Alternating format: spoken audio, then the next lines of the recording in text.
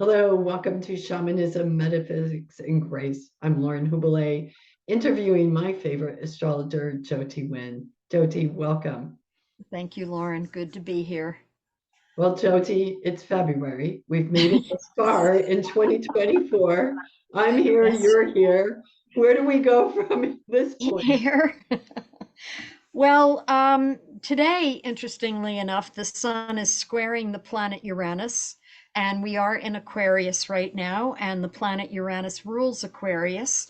And so today, February 8th at 3:46 a.m. Mountain Standard Time, the sun squared the planet Uranus. And so it's an unexpected day. I always say when there's something to the planet Uranus, especially the sun, expect the unexpected.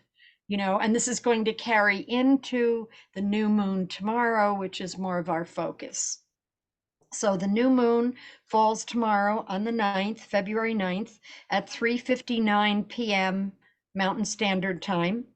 And it gives us a couple things, but mainly when it's a new moon, the sun and moon are the exact degree, and it's squaring the planet Uranus, its ruling planet, February, March, Aquarius, and so it's giving us opportunities for change, like it or not. We don't always have to like what comes along. I've found that, uh, we have to deal with it, we have to go with it, but we don't always have to like it you know it's like being a parent of children. you know you they don't always have to like the choices you make on their behalf, but they have to go with it.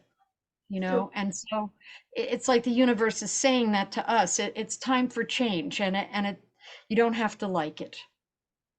so when you say opportunities for change, so the opportunity comes even if we don't like it, it's going to happen anyway. I don't know if that's an opportunity, Jyoti. The opportunity is really, our free will, whether we go with it or not, Okay. whether we say yes or we fight it and resist and kick and scream all the way, through the month. But we always have free will. And so I don't want to make this seem like it's, by hook or crook, you're going to go through this. Um, but yet, in a larger sense, by hook or crook, you're going to go through this, Okay. you know? Okay. And this is a quote from Jyoti that I think of: resistance would not be our friend. That could fit. It's more of a Plutonian uh, statement, but you know, it's kind of like separating us from our past behaviors. You know what I mean? It's helping us insinuate a little space in between how we've done things before and how we might re-choose or respond differently as we move ahead. With Because the overall arching thing about right now, and we've talked about this before, we've hit on this before, is that we're on this evolutionary edge, and we're kind of in what some people are calling like the great experiment, and where we're not coming to a um predictable end of things around. We are being given opportunities to really shift and change, and change our behaviors and change our reactions, and choose our responses and let go of the ways that have kind of brought us to here, and now we need to do something else. Mhm. So Jyoti, in going with that theme of the opportunities, and you said something about there's some spaciousness there between how we've done things, and that seems like that might bring some clarity. Like suddenly we might see, oh, I do that thing. Yes. right? Yes, or I've done this before this way. Maybe I don't want to choose that this time again. Maybe I have a little bit of space with the sun, moon square the planet Uranus to just being that agent of change, just creating a little room in there for us to look at, well, um, maybe it's time for something else because that sun moon is also trining the south node. So we're bringing what can work for us from our past, but yet we're being kind of pushed to see what still needs to change. Hmm. So it's not like we're throwing the baby out with the Yeah. bathwater, which is a big Aquarius loophole. Aquarians do that at the drop of a hat, as Aquarius, we both know this. But this is saying,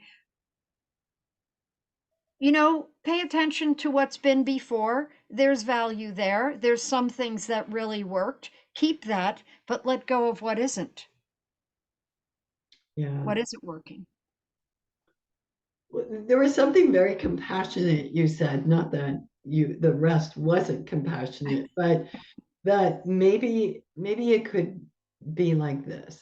Just and that feels like something we could just pose to ourselves when we get that little glimpse of saying that. Maybe I could do it this way. And then that gives me choice and I don't feel pushed and frightened or overwhelmed. Right. We have a little space to contemplate the possibilities Mm, and maybe other possibilities than what we've known or mm. what have been shown to us. What aspect is giving that space, Jyoti? Well, I feel like it's that sun moon trine to the south node. Okay. Um, and so it's giving us opportunities to kind of look at the past and where we've been. The North Node, the cutting edge, our future, has Chiron right next to it in this new moon chart. So it implies healing. It implies that the path we're on has healing in it. Healing is inherent in this new moon chart with the North Node conjuncting Chiron.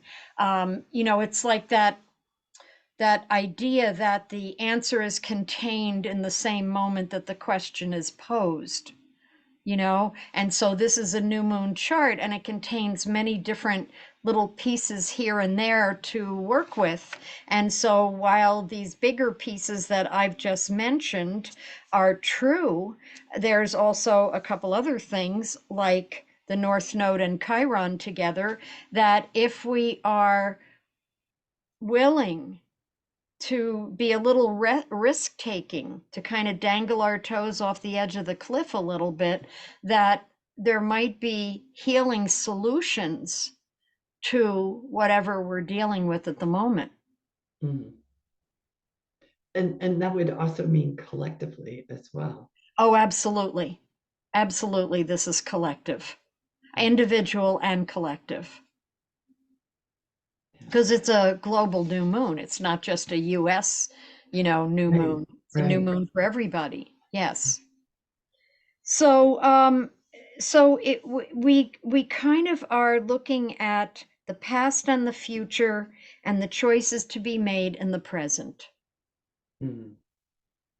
That's what I would say the overview is. There's also a grand trine with Venus and the planet Uranus and Juno, the asteroid of relationship, and this gives a sense of wanting freedom to do relationships differently. The our one-to-one interactions with other people. It doesn't have to be intimate relationship. It can be just our interactions with others and wanting the freedom to choose freedom over whatever else there was there.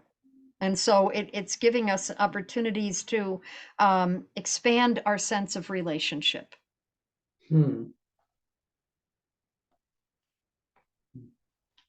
And that could be tied in with having that little bit of space Right. to entertain the possibilities, and then maybe choosing something differently. Mhm.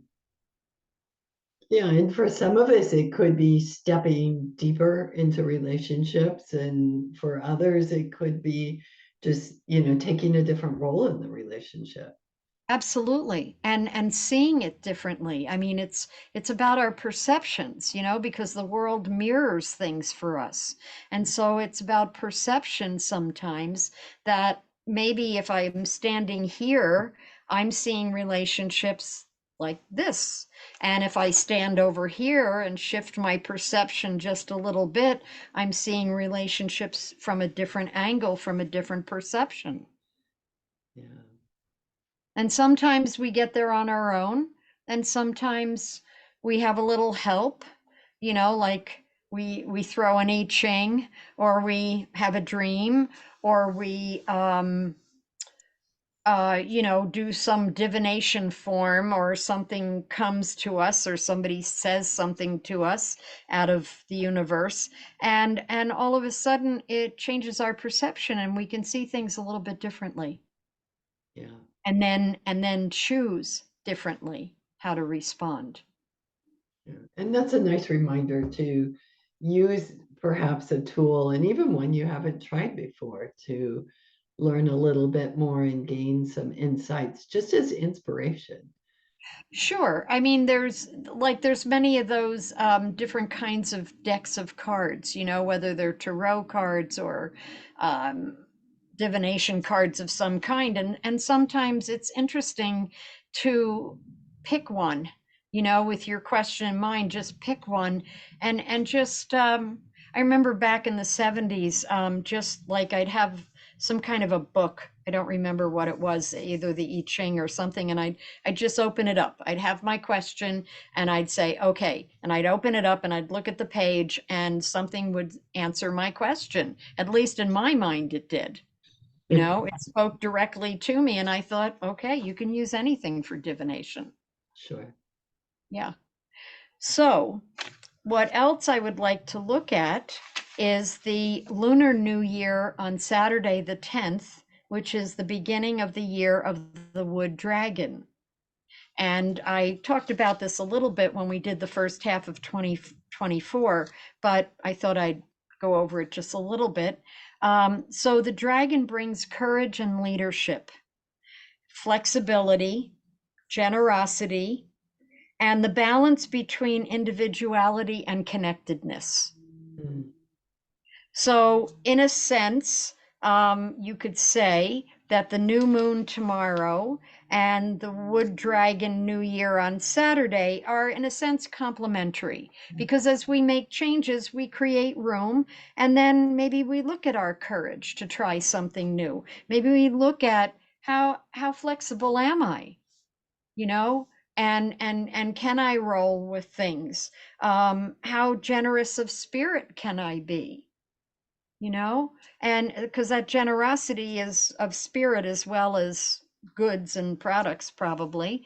And so how generous of spirit can I be? Mhm. And that balancing between the individuality and connectedness, me being me and doing my own thing, and also being open to interact and connect with other people. Mhm. So that's the Chinese New Year of the wood dragon. And then, just to mention, next week, on the 12th, Mars enters Aquarius and conjuncts Pluto on the 13th, and Venus conjuncts Pluto on the 17th. So next week is a week of looking at potential transformative experiences, days of intensity. I would think the 13th and the 17th, when Mars conjuncts Pluto and then Venus conjuncts Pluto, and seeing different ways of doing things, seeing a little bit of personally transformative edges we might kind of sit on. Jyoti, do you have some advice for folks when we hit some of these days where we know it's going to be intense astrologically? Um, I just go inside. That's the only place I go. I mean, I go out in nature. Absolutely. I go for a walk just to clear my head.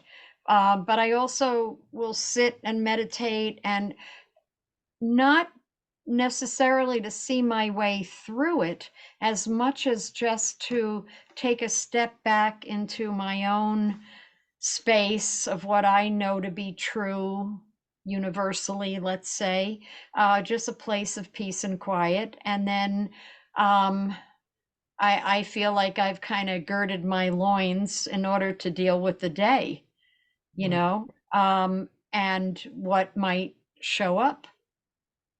And what about folks that have to be out in the workaday world, say in an office or some sort of setting where they're constantly engaged with others on that day? I would just, if I could, and I used to, just carve out, 10 minutes, 10, 15 minutes.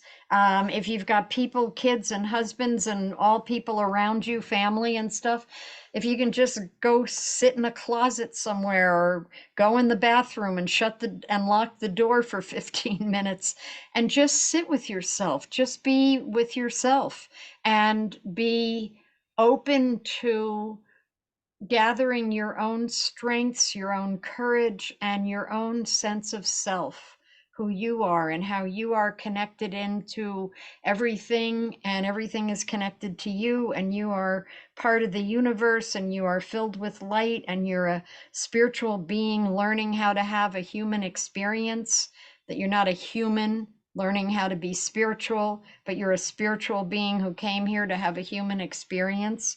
Some of us wonder why we chose that time to time, but I think that's the best you can do. Okay. Okay.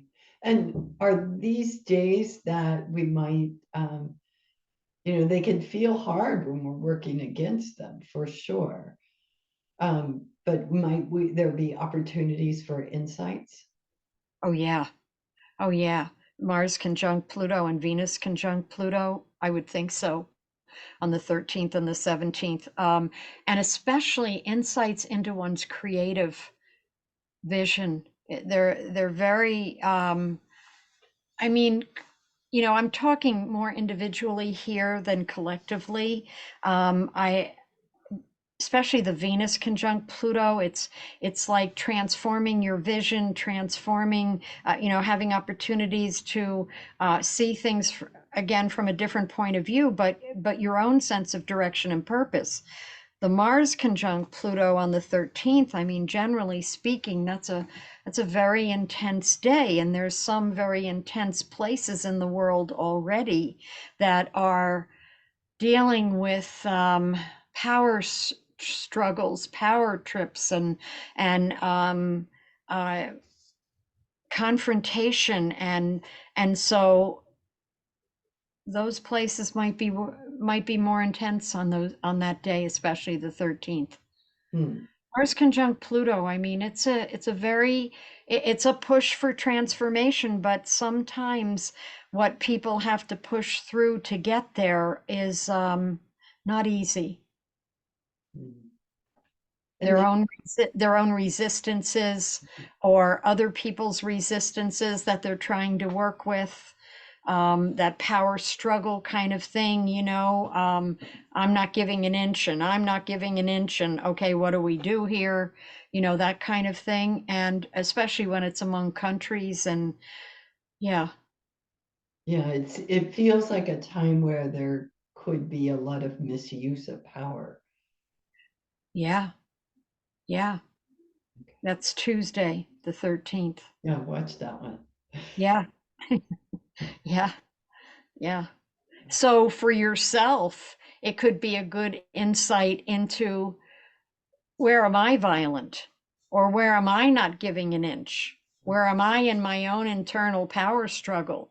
between this and that, and how I'd like things to look, and another part of me doesn't want that at all. I mean, so it's all a mirror for our own internal growth and evolution anyway.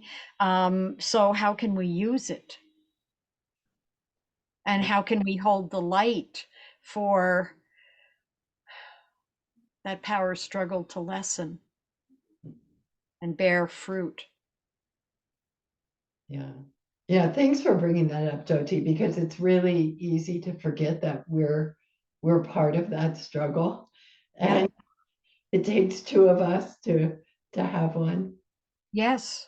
Yes, it does. And whether it's countries or whether it's, parts of our own internal structure, um, or in our day-to-day life with, somebody in our lives. And it's